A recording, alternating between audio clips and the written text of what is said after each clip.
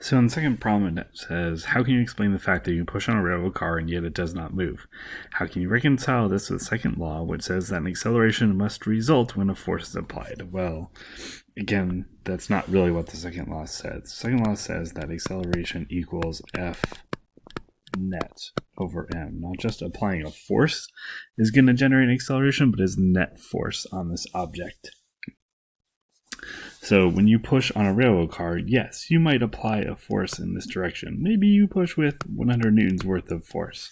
But because of the mass of that railroad car and how much friction it has with the ground, okay, there's going to be 100 newtons worth of friction going in the opposite direction, okay, which means the F net is still going to be 0 newtons. So the whole idea behind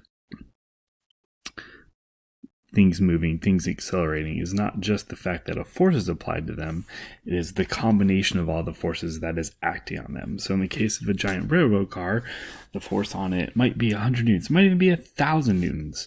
Okay? But if there's 1,000 newtons worth of friction between that railroad car and the ground, okay, you're not going to overcome that, and that railroad car isn't going to change its motion at all.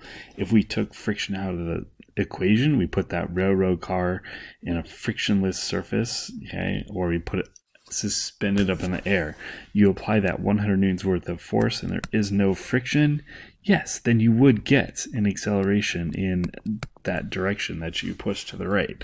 Okay? But in the real world, there is friction. There are things resisting motion. So what does that tell you? Well, that tells you that it's not just a force being applied that generates an acceleration. It is the net force that generates that acceleration. It's the sum of all the forces acting on that object. They're going to tell you whether or not it changes its motion.